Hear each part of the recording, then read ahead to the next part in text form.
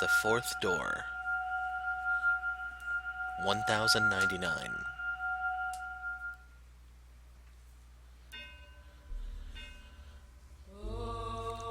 Set on a pot, set it on, and also pour water into it. Gather the pieces thereof into it, even every good piece, the thigh and the shoulder. Fill it with the choice bones. Take the choice of the flock, and burn also the bones under it, and make it boil well, and let them see the bones of it therein. Thus saith the Lord, Woe to the bloody city, to the pot whose scum is therein, and whose scum is not gone out of it. Bring it out piece by piece, let no lot fall upon it.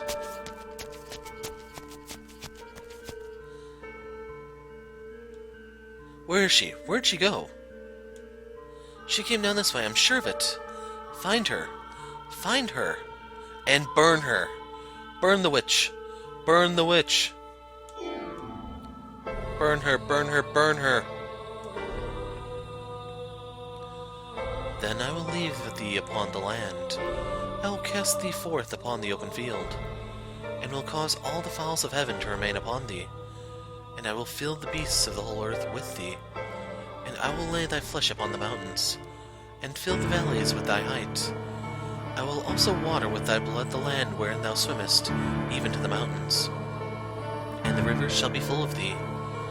And when I shall put thee out, I will cover the heaven, and make the stars thereof dark. I will cover the sun with a cloud, and the moon shall not give her light. All the bright lights of heaven will I make dark over thee, and set darkness upon thy land. I seem to have lost them. Now where am I? Where should I go from here? What am I to do? Darkness spreads as far as the eye can see. Not a ray of light shines down upon me. All that strokes my cheek are tendrils of darkness. Every passing day, every fading hour, my world is engulfed in ebony. There exists no kindness in the shadow, only solitude. I've lost track of how long I've been on the run, wandering aimlessly lost, until I arrived at this dark forest. I no longer have anywhere to go. O Father who art in heaven, I kneel to thee within my heart, and ask of thee thy blessing. O Father who art in heaven, I ask of thee to shine thy light upon me, and show me the way. Please have mercy upon my soul. O Father who art in heaven, I do love thee dearly. Hallowed be thy name. Please show me the way. I may be shunned and persecuted, and I may have no place to go. But nevertheless, I am unable to give up on life, to cast aside my hope.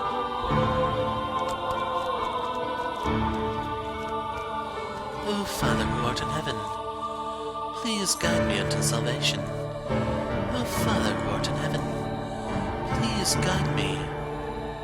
I can no longer remember when my life became naught but running, when it became endless wandering in the dark. And now, when I've reached the point where I've long since forgotten my hunger and thirst, my voice become hoarse, my vision gone blurry, and my consciousness begun sinking into a hazy morass.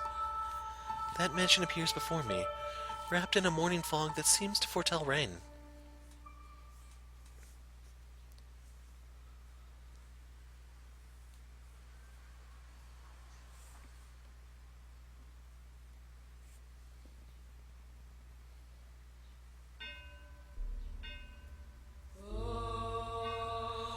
Oh my. The mansion comes into view like the world fading in after a dream. It doesn't appear as though anyone lives here. All the windows are either boarded up or shuttered, as if it's long since been abandoned. A tower which seems out of place in a personal residence stands tall beside the mansion. The whole building seems as though it could disappear within the fog. It has an unwelcoming presence, freezing me in my tracks. However, if this is where you have led me, then I shall follow your guidance. Having nowhere else to go, this mansion is my only salvation, the light that guides my way. And so I must have faith that no matter what I find, whether spirits or wild beasts dwell within these walls, that this is where I will find peace. Is Is anyone there? I guess it is abandoned. That makes sense. It would be more unusual for someone to be living in a house so deep in the woods, so far from civilization like it's been forgotten to time. I can't imagine anyone spending their days here. I place my hand on the front door. What if I can't get in? I very much doubt I'll find anywhere else to stay wandering around through the woods. If the door doesn't open, then I'll die out here in the forest. I've come to accept much, but I'm not ready to forfeit my life yet. Please open. The door is heavy, and though it seems to protest my attempts to enter, it still opens much easier than I was expecting. I was worried over nothing. Looking in, I get the strangest impression light is being swallowed up into the mansion's depths. Rather than going inside, it feels as though I'm about to step outside the boundaries of this world. When I close the door, it's so dark I can't even tell where I'm walking. I wonder if the window's open. Though I managed to fumble my way over to a window, it's tightly shuttered, and the shutters are caked with rust. I'm probably not getting it open without a fight. If only I had some source of light. I can't even see my hand waving in front of my face. It feels like the floor will fall out from under me and I'll sink into eternal darkness if I don't watch my step. Fighting back that fear, I slowly walk forward, tracing the wall with my hand. There's a door at the end of a long corridor. I pull it open and a wisp of bone-chilling air brushes past me. It's too dark to see anything, but I can feel something different present in this area than the rest of the house. Uneasiness grips me. Is anybody here? My voice simply disappears into the void. No response. As I'm pushing forward through the freezing air, for a split second I spot a shimmer of light. Squinting my eyes, I'm able to make out a large window. Unlike the others, it's not shuttered, but covered by drapes. My chances are slim, I imagine, but if there's even a slight possibility of getting some light in here, it's worth a shot. So I pull open the drapes. The next moment, faint but colorful light shines down on me. It's a stained glass window. From beyond the glass, I can hear the subtle pitter-patter of rain. I guess it finally started. The different colors of light blend into a milky white, dim but wondrous. It's gorgeous. Why would someone cover this up? It's beautiful. With a little more light it'd be. Please do not touch the drapes. Or the windows. Suddenly I hear a voice, and I can sense someone else in the room. The man's voice is emotionless, neither deep nor high. Before long, he comes into view illuminated by dull orange candlelight.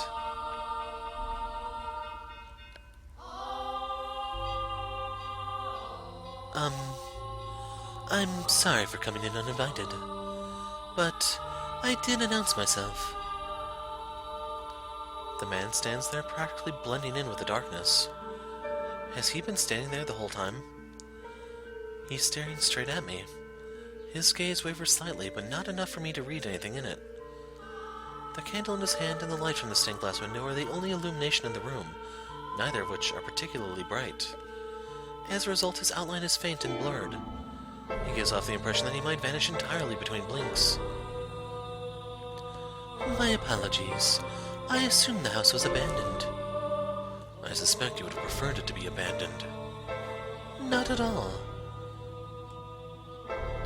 Is this, do you live in this mansion? Yes, I have for a very long time. I thought I had barred the front door, but it would seem I left it open. What brings you here? If you're lost, I am happy to give you directions. There is a village west of here. It should take you maybe half a day on foot. If you are in need of money, help yourself to some of the furniture.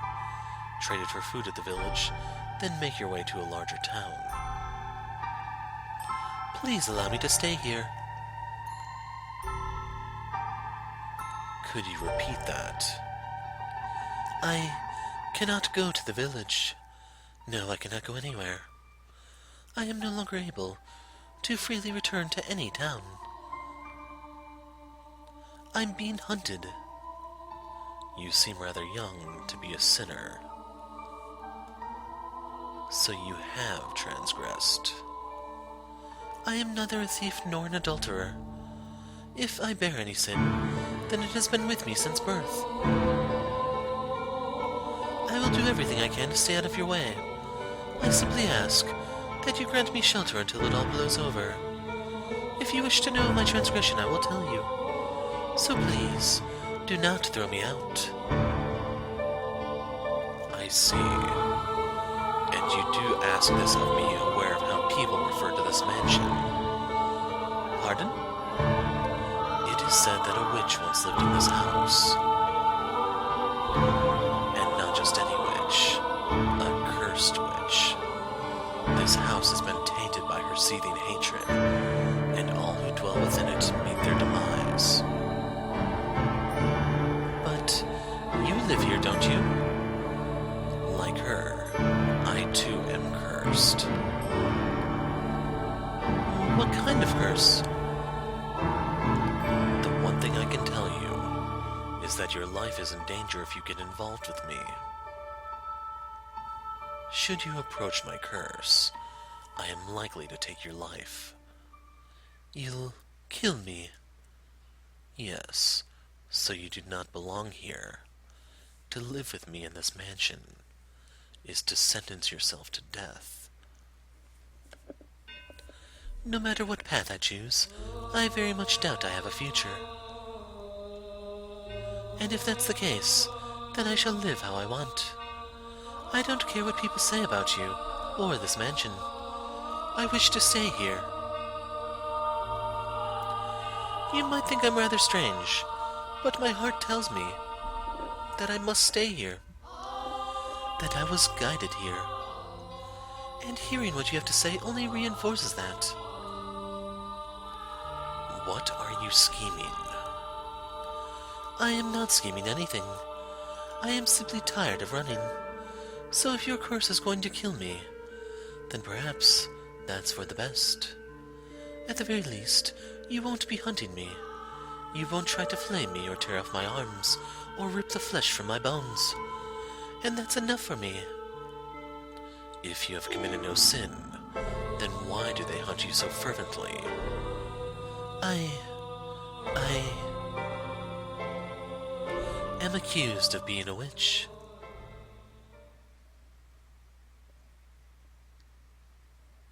Master, Master, please wake up. Return to me. Have you come too, Master? I apologize for sending you through the door without warning. It must have given you quite the scare. But I beg your forgiveness. I heard a terrible screaming from down the stairs and I panicked. You say you saw the white-haired girl. I see, so you made it into the world beyond the door before me. I am deeply relieved that I was able to take your hand before losing sight of you. I presume you've already grown familiar with the atmosphere of this time period, Master.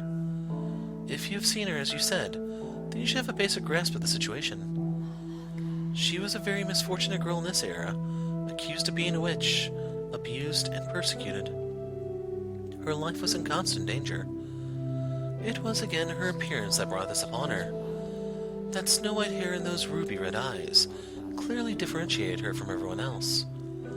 And I apologize. I neglected to mention that this door is unique. As for what sets it apart, that will be made clear as we proceed, though one difference is in the time period.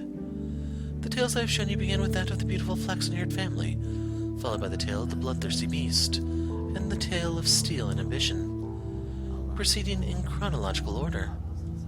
However, the door we have just entered takes us to the period now known as the Middle Ages, long, long before the other three tales.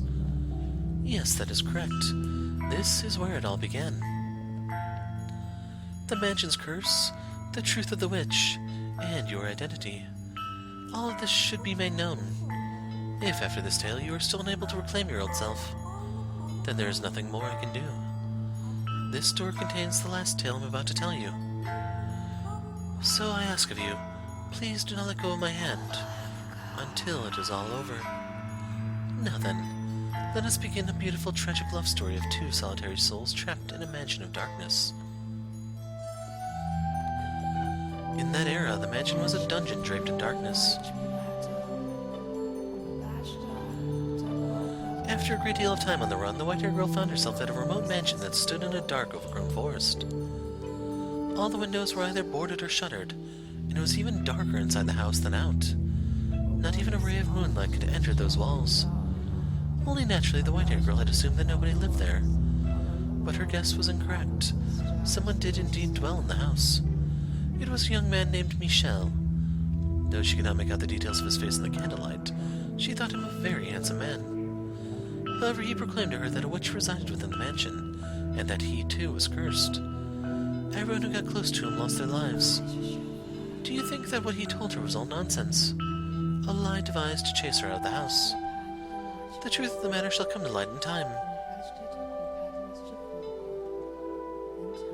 Despite Michel's assertions, the white-haired girl decided she would take up residence within the mansion. This era's white-haired girl was younger than the others. She was still in her early teens, young enough to be seen as still a child. But she was neither self-centered nor irresponsible as you might expect of someone her age. She was very delicate and reserved, and acted with a great deal of modesty and restraint. The accusations of her being a criminal and a sinner were grossly inappropriate. Nevertheless, she was still chased from her home, barely managing to flee to this mansion with her life. Now, the white-haired girl thought it would be rude to simply take up space in the mansion, so she chased down the master, Michel, and asked, "Is there anything I can do to help? I will clean or cook or do anything. Just let me know. I want to repay you for allowing me to stay here. You need not feel indebted to me. The weight of that obligation will only turn into disdain.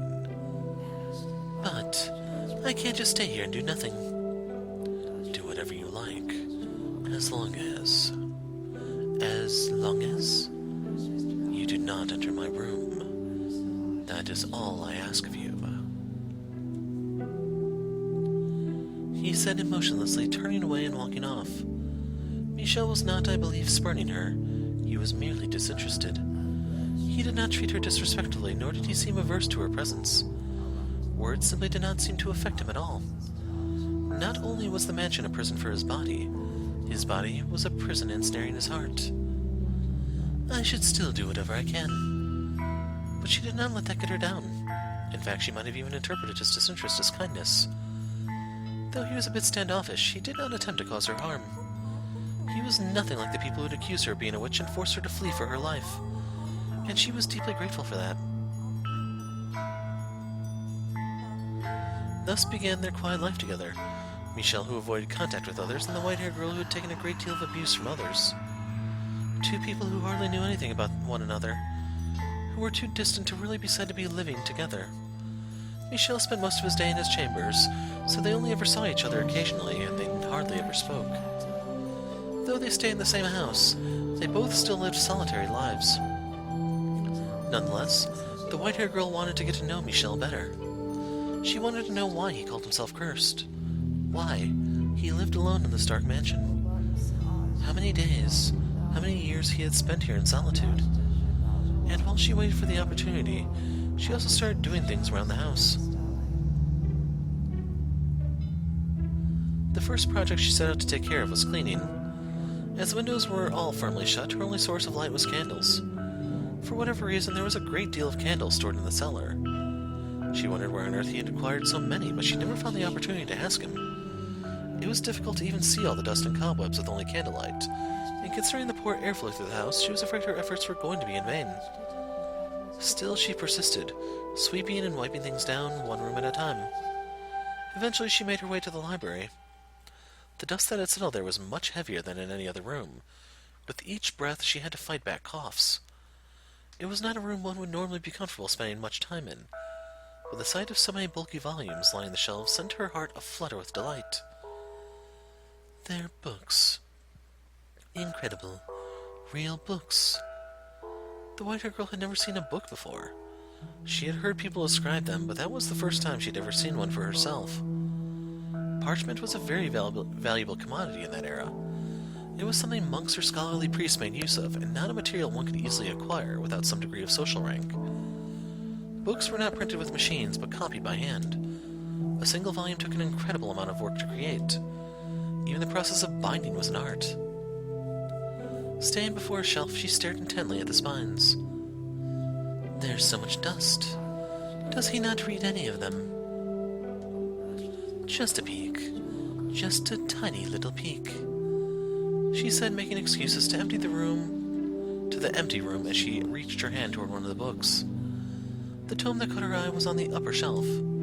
It bore gorgeous jade embossing and looked like it belonged in a treasure chest. Almost. Though she tended to act older than her age, the white-haired girl was still in her early teens and not especially tall. Even staying tiptoe, it was just barely within reach. At long last, her slender fingers made contact with the spine, and she began to pull the book toward her.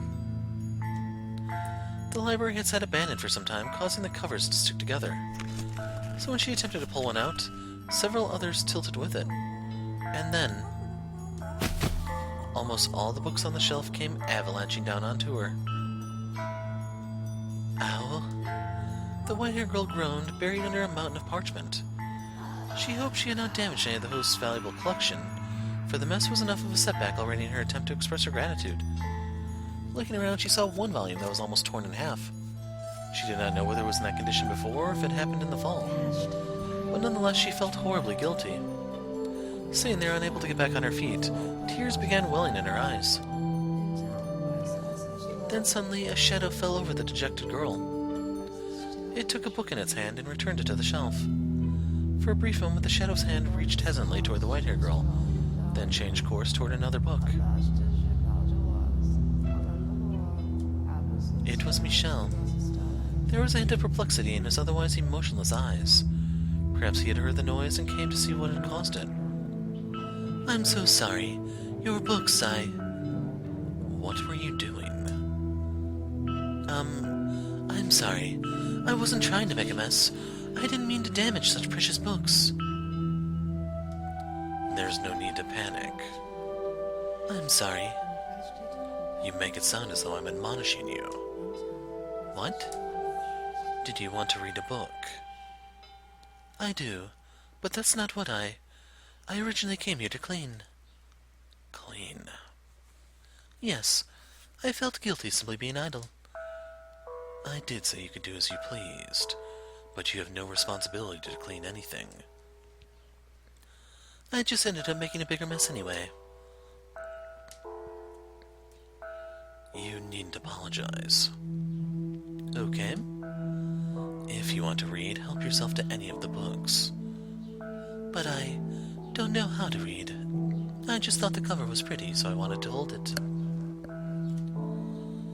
You're free to use them however you wish. If looking at them is enough for you, by all means. These are all your books, aren't they? They are. That's incredible. You have so many. It must have taken you a long time to acquire them all. One per month. What? My family sends me one every month. Every month? The white-haired girl turned her gaze back toward the shelves, squinting her eyes and beginning to count. When she finished, she was in awe. There were in excess of 100 books on the shelves, which meant he had lived there in solitude for many years. She was at a loss for words. They're dull tomes, dreadfully inoffensive, and not even interesting enough to waste a few hours with. Decoration is all they're good for. I see. If you can put them to some use, then perhaps my having them won't be entirely meaningless anymore. I'm going to return to my room. Don't feel obligated to clean up. Just a minute. Was there something else? Could you tell me your name? I just realized I never asked for your name. Not knowing what to call you will make conversation awkward. I want to, though. Michel. Michel, like the Archangel. The name suits you quite well. It suits me. It does. Although it's difficult to see you in the dark, you seem to be a very handsome man, befitting of your name. I beg to differ. Giving me his name is the highest form of mockery. I expect the real Archangel is probably rather annoyed by it.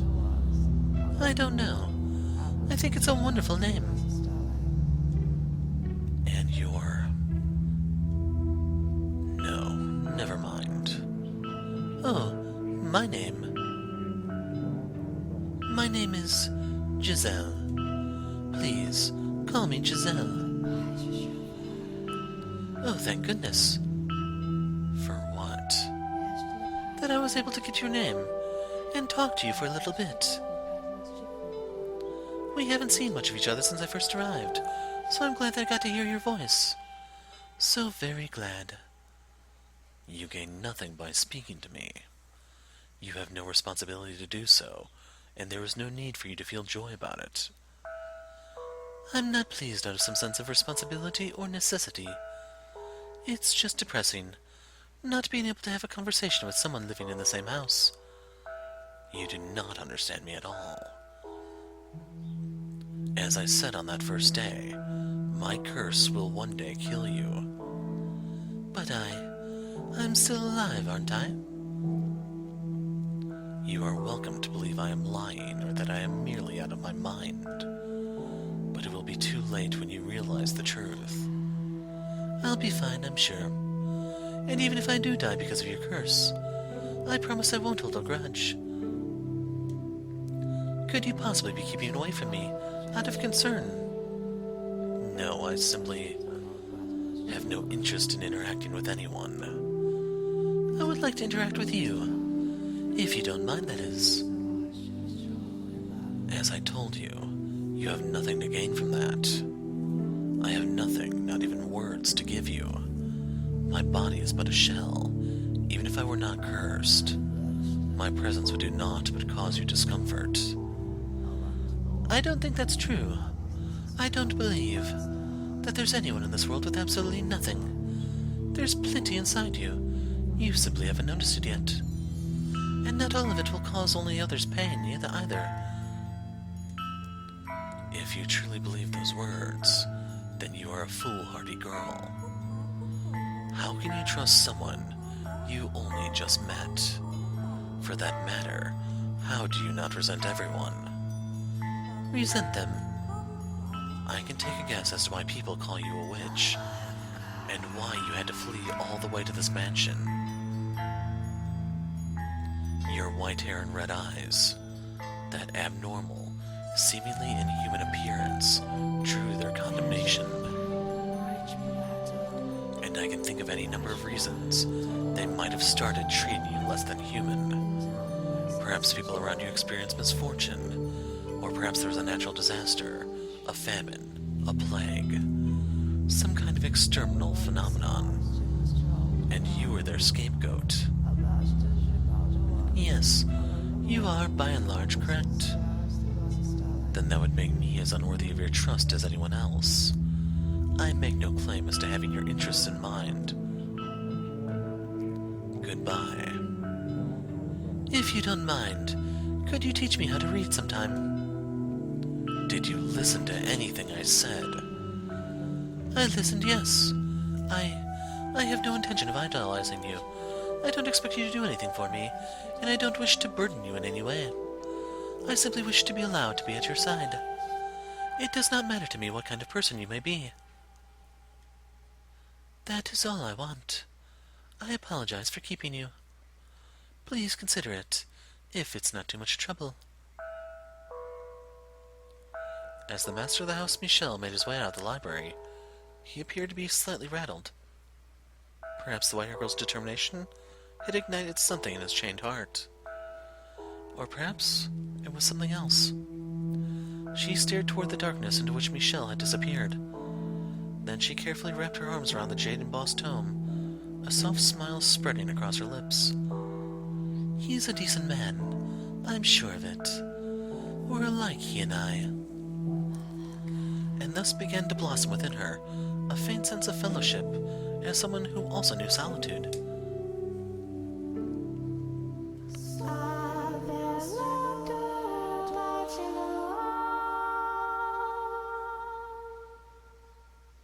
It had been about a week since the white-haired girl had taken up residence in the mansion. Staying in that house deprived of light was, I imagine, a very claustrophobic experience. To anyone blessed enough to have sunlight as a part of their everyday lives, it would have been unbearable. But for her, the mansion, with its prison walls and lack of either illumination or recreation, was the one place she could find respite. She and Michel continued to be distant, however. He spent most of his time in his chambers, which he had explicitly told the white-haired girl to stay out of, leaving her unable to close that gap. Nonetheless, on the occasions they did cross paths in the hallway, their eyes would meet, if but briefly. It was never for more than a few seconds. Whenever she saw him, she made a point of giving him a little smile. He never said anything, but still, when she had first arrived, he would not even have met her gaze. He seemed to be taking more and more notice of her. One day, the white-haired girl stood in the cellar, a frown on her face. "Well, this is troubling. I can't go down to the village, but if we don't do something soon..."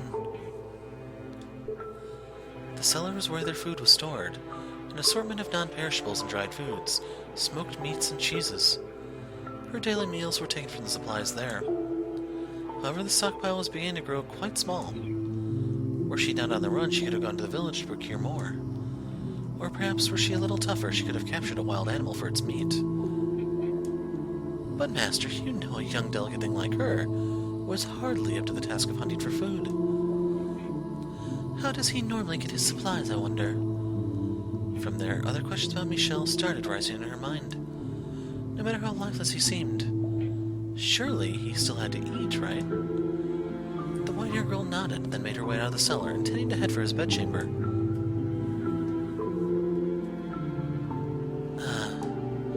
When on her way there, she spotted him staying by the entrance, staring motionless at the door, lit by a single candle. He appeared to be waiting for something. "May I ask you a question?" "Go on." "I was just down in the cellar, and I noticed we were running low on food. Do you normally go down to the village to restock?"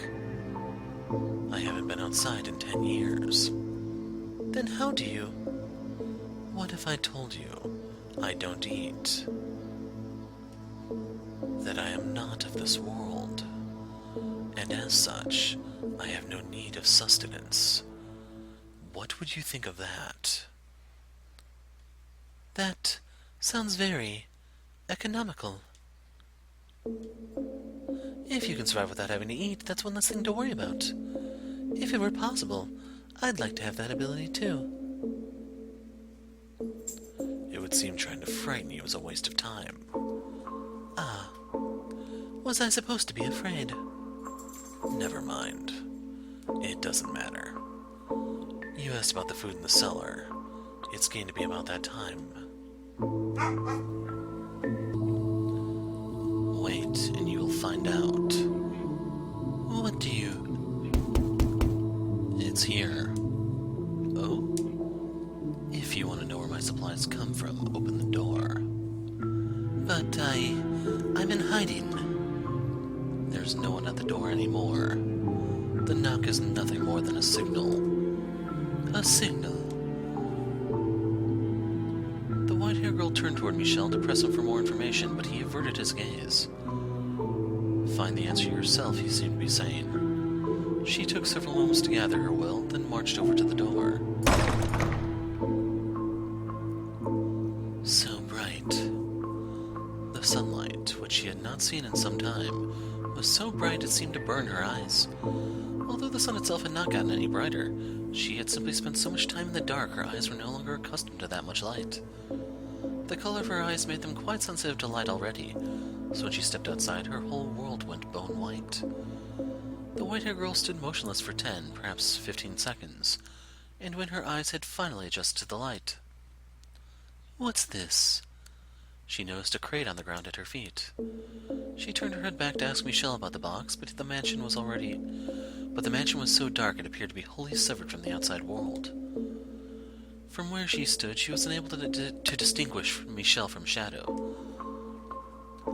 A pang of nervousness struck her. She wanted to return to that darkness as quickly as possible. The whiter girl had come to yearn for that world without light more than the one with. The crate was fairly hefty. The slightly built girl had considerable difficulty bringing it into the house, but eventually she did manage to drag it through the front door. And then everything went dark once more, except for the faint flicker of candlelight floating in the air. You can leave it there. I'll take care of the rest. What's... Without a word, Michel approached her in the box, withdrawing a knife that he had evidently kept hidden somewhere on his person. With it, he cut through the rope that bound the box. Go on. Open it up. At his insistence, she placed her hand upon the lid. She had no idea what lay inside this unexpected delivery. Whoever had brought it was already long gone. Staring at the strange box, she was racked with nervousness. However, what she found when she pushed aside the lid was completely ordinary food. Is something amusing. It was just rather anticlimactic. Here I was worried about what might be inside. We were just talking about the supplies in the cellar. So, we were. It completely slipped my mind. This should last us for some time. It's all preserved, just like what's in the cellar. But I don't understand. Who would deliver all of this to you? There should be a book in there as well. What? Oh, there it is. In the library, he said, that his family sends him one book a month. Does that mean this box came from them? If so, then why? Did the person who delivered this leave without speaking to him? What happened between him and his family? Is he here because they want him to here? Or because he chose to be here? Take the book to the library, please. I will bring the rest of the supplies to the cellar. But it's a big box. I'm sure you could use some help carrying it. That won't be necessary. Take the book and go. But... Fine, then stay here. I'll take care of everything. Wait, hold on, please. What is it? You don't have to answer this if you don't want to. And I'm not trying to pry, but I can't help but be curious. Say what you have to say, please. I was wondering if you could tell me why you live here in this mansion. Why did whoever delivered this box leave before you even opened the door? Could you perhaps be imprisoned here?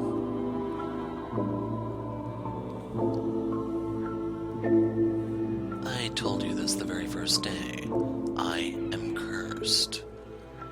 It's only natural for a cursed man to live in a cursed house. Yes, but that's such a vague answer. I don't understand why you're in the situation you are. I don't know how you feel about it. There's so much I don't know. And I'm not even sure if your curse actually exists. I see. That is a perfectly reasonable doubt from your point of view. Having been branded a witch because of your appearance, it would make sense that you would think my curse might be fabricated, or perhaps a metaphor for something else. Alright then, come with me. What? I'll show you my curse. As he turned on his heels, the white-haired girl caught a glimpse of what appeared to be a smirk on his face, like the whole thing was some kind of sick joke. That smile carved into his mask was far colder than any look of annoyance or rejection. But despite the twinge of nervousness, she still followed after Michel. As much as he might have stood out in a crowd, with such height and long hair, his presence was almost entirely eroded away by the darkness. She felt that he would simply fade away into nothingness at any moment. Many things are buried here. Mice, insects, wild cats, and dogs.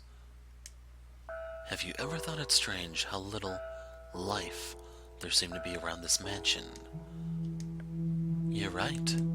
I haven't seen a single creature since I arrived. The only sound you hear is the wind blowing. Now that you mention it, it did seem peculiar. They were all killed by me. Or rather, they lost their lives because of me. You have your answer now. A butterfly fluttered its way into the ruined garden, dancing up and down through the air. Michel held out a finger before himself, and the butterfly, mistaking it for a branch, drifted down upon it to rest its wings. Had the scene stopped there, it would have been a picturesque moment. All that comes in contact with me loses its life. My skin, the breath I exhale, my flesh and blood is poison to all life. But the butterfly's movements began to slow.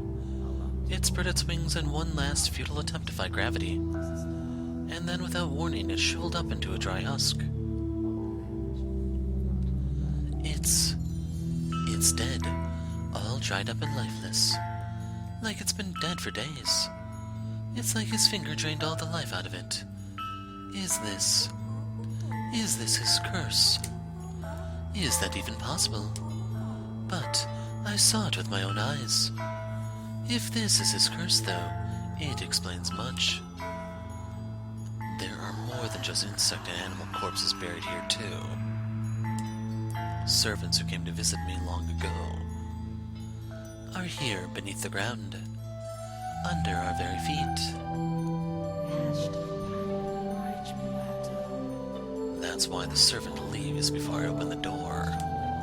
Should he touch me, should he get near me, his very life is in danger. No one is interested enough in seeing me to take that risk. No one will have anything to do with me. Nary a soul even wishes to see my face. Now you understand what I meant when I said I would eventually kill you. So that's why you have never once touched me. When I knocked the books down in the library, you didn't offer your hand to help me up. And only one of us ever made contact with the box at the entrance at a time. When I offered to help you carry it, you refused. Because you didn't want your finger to accidentally brush against mine. My actions were not out of concern for you. I simply dislike people. Others' interests mean nothing to me. What an odd face you're making. Do you not believe my curse is real? No, I do. It is certainly irrational, inexplicable, unbelievable. But you've shown me more than enough evidence. And I don't believe you're lying to me right now either. In which case, you can now understand how dangerous it is to be near me. You said that if you left, you would be killed. But it's been some time since then. If you're careful to cover your tracks, you could make your escape. You do not belong here. He was telling the truth about being cursed. What a cruel burden to have to bear. I can't imagine just how much he's given up on. How many lives he's inadvertently taken, and how he must have felt every time it happened. How much pain and loneliness must have given him. How much despair he must carry in his heart. How much sorrow must be weighing down on him. So no, I will not leave. I will stay here with you. Leave this place. No, I will not. Why? Why do you insist upon remaining in this house after learning what I can do? You have no reason to stay. Tell me then, why do you try to drive me out? If you don't care for others, as you say, if you're not concerned about anyone else, then what does it matter what I do? What does it matter if I die to your curse? You're a very kind-hearted man. You've been watching out for me since the day I arrived, doing whatever you can to not inadvertently kill me, to not afflict me with your curse. No. Here's what I think. No one capable of showing genuine care for others can honestly, truly dislike all people. They can't possibly be indifferent. That day we met before the stained glass window, you heard me out. You listened to my plight. You didn't try to chase me out. That day I thought you to be a good person, and I still believe that. I simply assumed you would leave on your own when it was safe. I never thought you'd be so foolish as to want to stay in a house like this with a man like me. How does that make me foolish? Do you not value your life? Are you not afraid of death? Do you not find me unpleasant? The thing I fear most is loneliness. You're probably right that by now I could safely sneak away, get myself somewhere far from here. But even if I did, I would inevitably find myself in the same situation. The only way I can avoid that fate is to stay away from everyone, to live in solitude with no one to talk to. I know you understand how that feels. It terrifies me. I'm afraid of having to spend day after day with no one to talk to, no one to share my experiences, my thoughts, my feelings with. If that's what awaits me out there, then I want to live with you. I want you to be an essential part of my life. Impossible. Please, don't chase me out. You are a cruel girl. Never again will I allow myself to get close to someone, only to watch them die. Never again.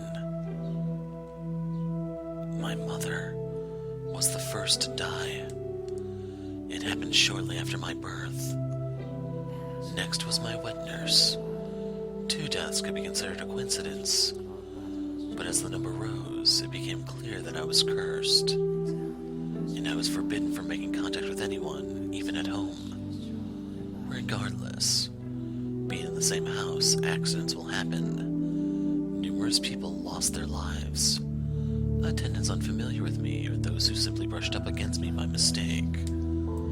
I couldn't take it any longer. So you chose to move here, to this remote mansion, to keep yourself away from your family. You weren't imprisoned here. You elected to live alone so you wouldn't hurt anyone. For better or worse, I was born into a noble house. So rather than abandon me, they've provided me the means to live out of sight. I will be very careful. I will do everything I can to ensure no accidents occur, to keep you from being alone again. I will not, for any reason, touch you. You have my promise. Your curse takes the life of anything you touch. I've been here for a while and death has not befallen me yet. As long as I do not touch you, there shouldn't be a problem. Also, and I apologize if this is simply me reading too much into things, but I feel like we're two of a kind. I fear being utterly alone more than anything, and I think you understand just how scary that is. So, why are you so stubbornly insistent on being me? I'm sure there's someone else out there, someone you're meant to be with. You may not have found them yet, but I believe someone like you eventually will. Because unlike me, you still have the vigor to press forward. It has to be you. I'm certain of it. Why? Because, well, you can't tell me. No, I can. Please don't get upset with me. I think I might really, really love you.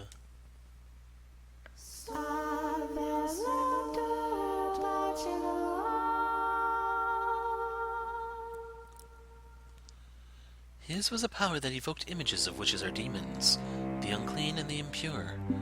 A mere touch was all it took for him to strip man and beast alike of its life. God has quite a cruel streak to bestow such a power upon such a beautiful young man. And a strange power it was indeed, like something out of a fairy tale. Like something confined to words upon the page, it seemed otherworldly, unbelievable.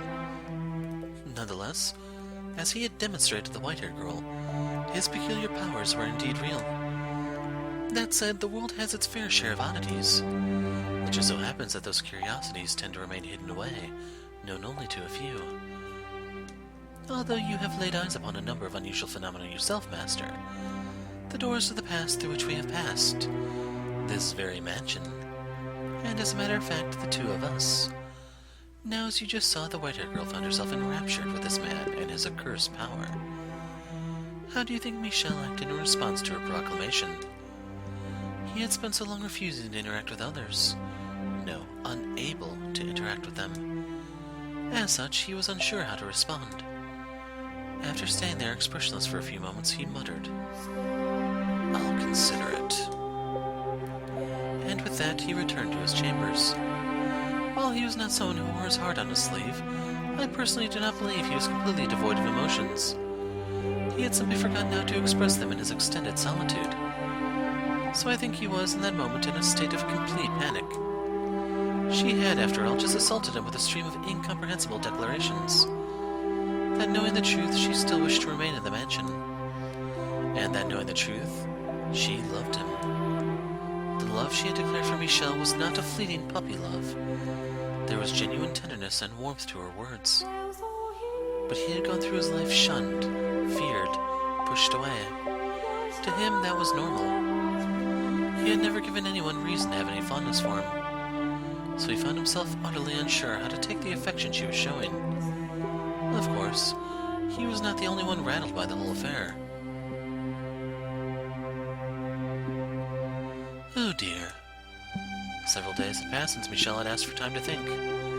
He had still yet to show himself again. This is all my fault. The white-haired girl paced anxiously through the halls on the off chance she might run into him. As per his request, though, she kept her distance from his chambers. Nevertheless, she was beginning to worry about the fact he had secluded himself away for so long. So she worked up her courage and made her way to his room. What if he doesn't ever want to see me again? I didn't consider I might be overstepping my bounds before opening my mouth. Every step she took was slow and laborious. Her mind raced with worry and doubt. I should at least tell him I'm sorry. Rather than out of a desire to know how he felt, she was compelled by guilt and a desire to apologize. After walking for some time, she arrived at a door sitting in an utterly unlit hallway. She drew in a breath of musty air, then let it out, repeating the process several times.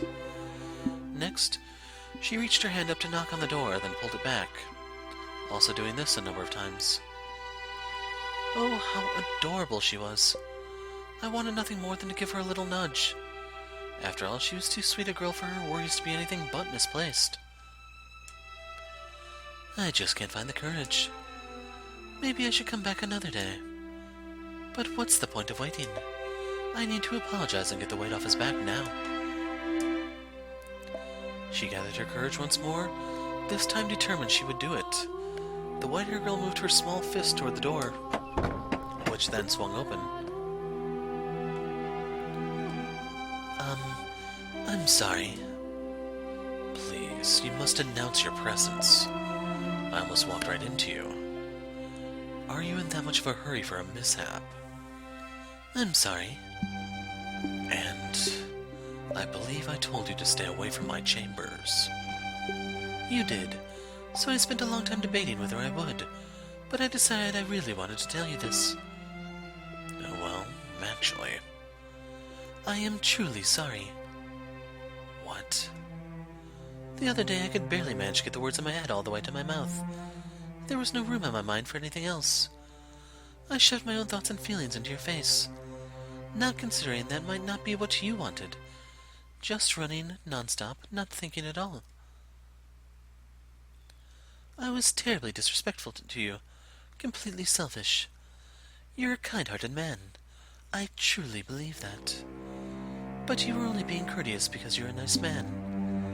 I'm sure you have little interest in the affections of a queer little girl. So, I would love it if I could stay here. It would be a wonderful blessing. But if you really don't want me here, if my feelings are imposing upon you, then I apologize. I'm sorry, and I'll take my leave of this house.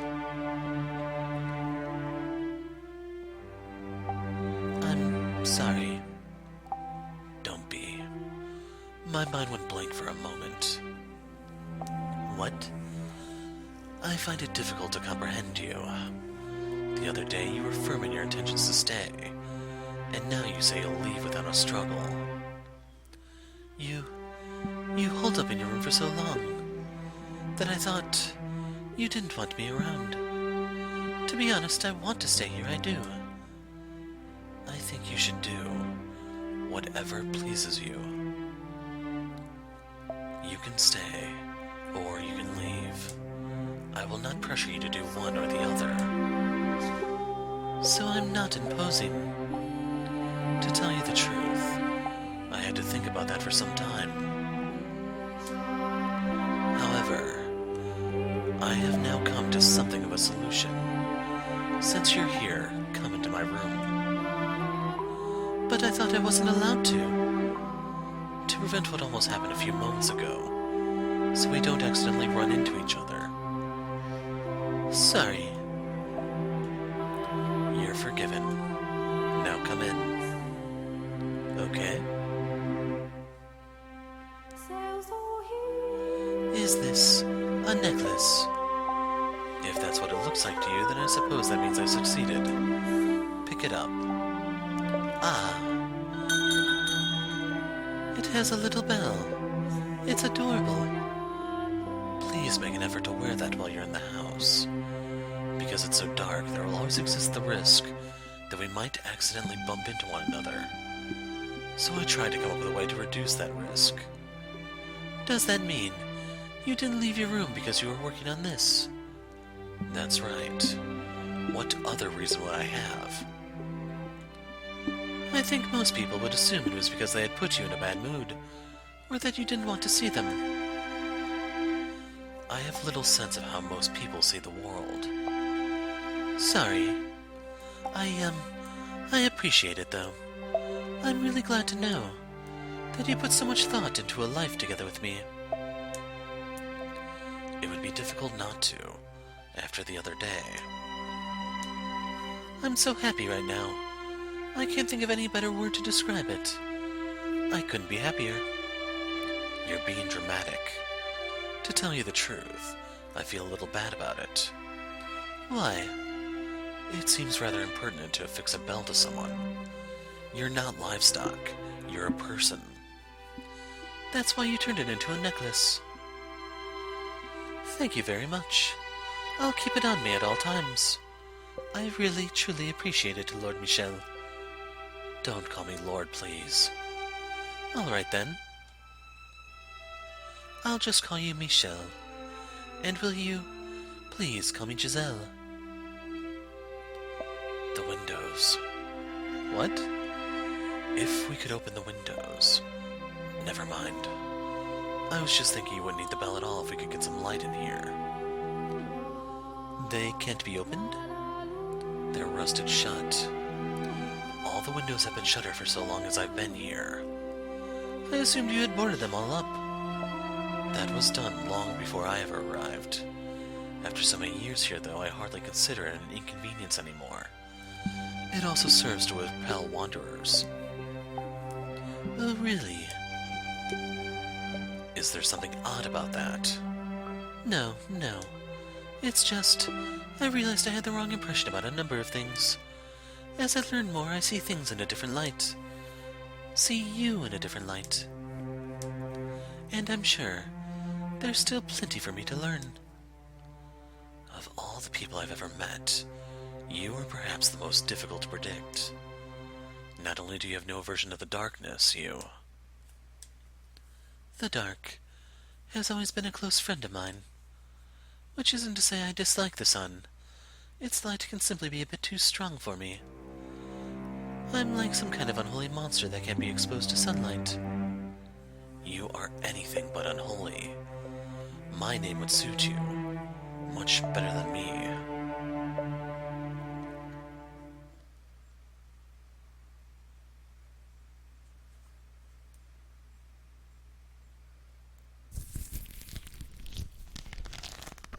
That day when I first saw Giselle, I was wary of her, apprehensive.